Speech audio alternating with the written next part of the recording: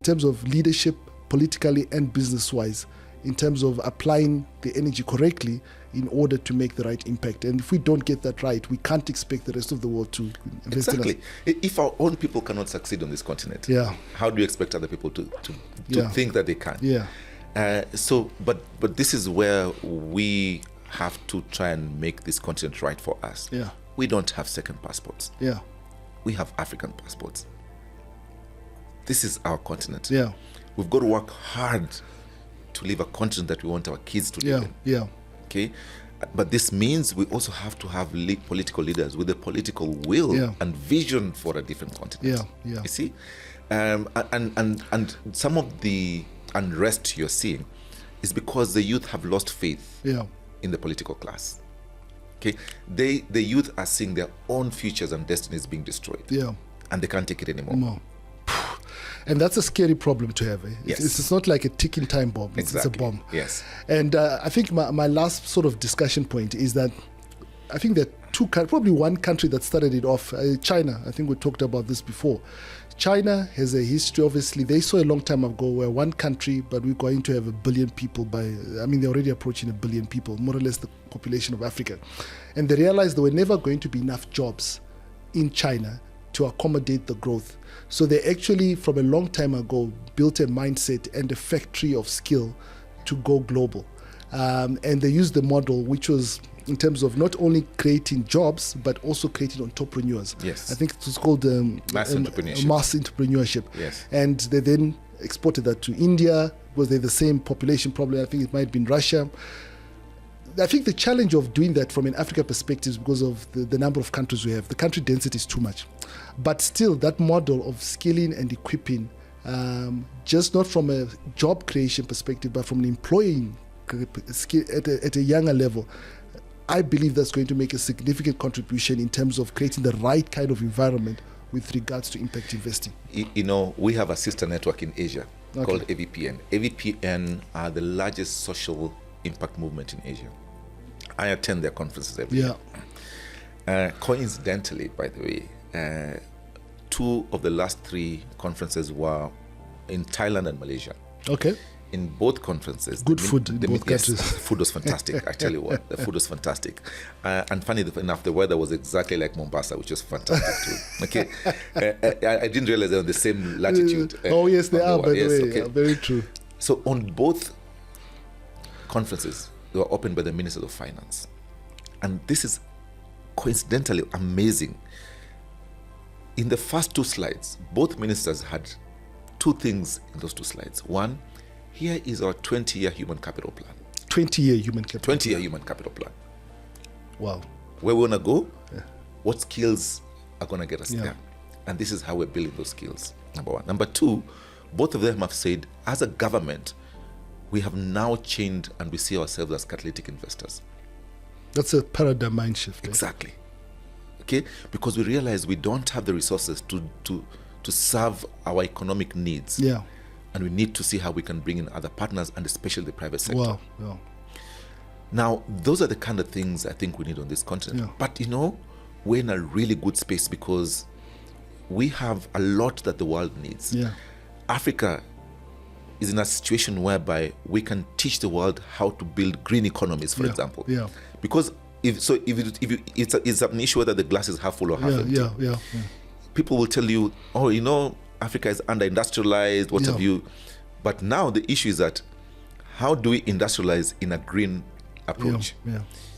Because of our low industrialization base, is actually a very good plan for us to rethink how we get the energy to drive industries. Just to talk on industrialization, just a stat, another thing is that people don't realize, because of the industrialization drive from 2005 to 2025, in 2005, collective industrialization value was plus or minus 400 billion.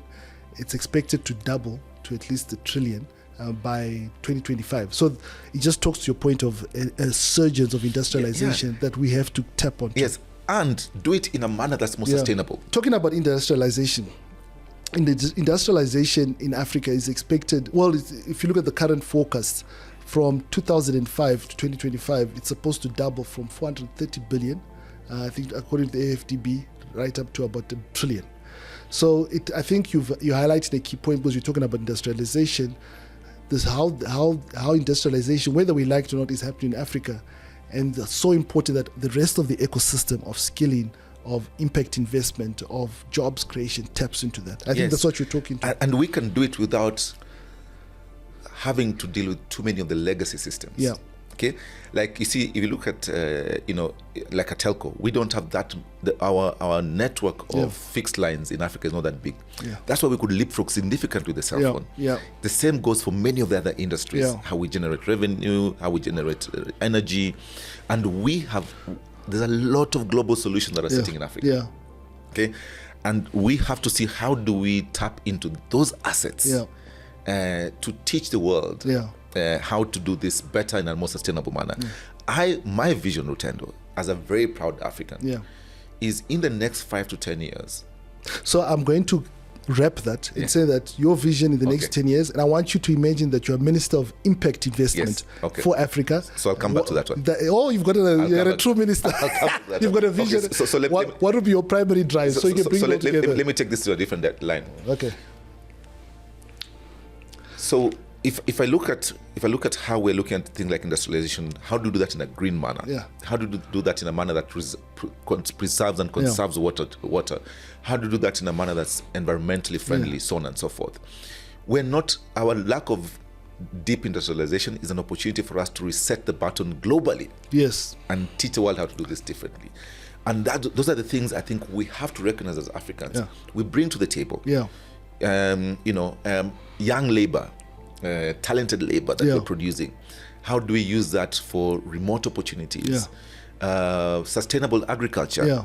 We still sit on 60% of the world's arable land. Agriculture is so important because as much as the world is going to grow, people are going to need to eat. And that in itself is absolutely critical. We're still net importers of food. I think the last I heard, we're using around $100 billion a year to import food. It's unacceptable. So those kind of things. How do we build talent for impact? We're the ones who are really in a good opportunity. I mean, I work with a couple of global business schools that teach the subject of impact and sustainable finance. What they lack is impact content to teach. Because the exciting ones are sitting with us in the global south. But because we don't have the people to package some of these into good case studies that can be sold and used in there's lack of thought leadership around that. Benchmarking that you can leverage off. Okay, so many opportunities, and things like business schools. I think African business schools are missing a huge opportunity around this impact space. And you and I have had a chat about this, and I'm very critical about the fact that because impact investing doesn't count to global rankings, but it's significantly important to Africa. We don't use it in a lot of like MBA programs. That's what I'm saying. That's why you can find the Oxford MBA has an impact module, the African one don't. I actually would like to see a ranking for African universities based on African needs. Forget global rankings. No, I agree with you. How locally pertinent are you for us? How are you helping us as a country and a continent advance? So those are some of the things I think we need to be thinking about. But our governments also have to think creatively. We as impact players have to be a lot more deliberate about making sure we are embracing being more collaborative. Because what's very clear is you can't achieve anything alone today. And also we've got to be a lot more deliberate about packaging the opportunities for impact investing where both financial and social returns can be achieved. No, and I think you've brought it all together quite nicely. And I think with impact investing, clearly I'm getting from here. One is that we've got a responsibility just as much as everybody else. But if we don't steer the ship on its right course, we can't expect somebody else to do it. Okay, so to learn this, Frank, coming back to my Minister of Impact Investing, and I know you're a humble man like me. But if you're Minister of Finance, Minister of Impact Investing, forget the blue light brigades and the celebratory parliament stories. What would be your sort of key initiative that you would drive based on how you understand that market? Because you're a subject matter expert, you've dealt in that ecosystem for a long time, in terms of encouraging the right kind of impact investment that is outcome oriented. Because I think that's the most important thing. What would be your key initiative that you would drive to see the success of it on the continent? From your lips to God ears, I hope I become Minister of Impact Investing in Africa. And I hope you still remain my friend. No, we shall continue to have many cups of coffee. So a couple of things. First of all, I'd had put out a 20-year vision. And one of the things of what success looks like for me in 20 years is that Africa should be the impact capital of the world. People should be coming to us to learn about impact and to see impact solutions at play. Okay. Why? Because we have a huge diversity of impact opportunities. Wow. Things that were 15, 20 years ago, embarrassing problems that we didn't want to talk about, today are exciting impact investment opportunities. 20 years from today, we should be the Ivy League of impact. We should be the Harvard, the Yale, the Oxford, the Cambridges of impact. 20 years from today. That's number one. If we then start with the end in mind and work backwards, there's some fundamental things we need to get right. First of all, we need to embed the whole concept of impact and impact teaching in all our institutions of learning. Okay. We can't afford to have young people leaving our institutions of learning with no sense of the challenges they're facing. They're very good accountants, but they've never heard of SDGs. They're very good accountants, but they've never had the opportunities of investments in agriculture and healthcare. They're very good lawyers, but they don't know the current regulatory cybersecurity. I mean, exactly. all of those things. Okay, so we really need to invest a lot in the root causes of some of the issues we're facing. Human capital being one of them. To how do we unlock more risk capital? Risk capital that can be used to test new markets, new products, new services, new innovations, new innovative financing mechanisms, that kind of stuff, and help them scale. Okay.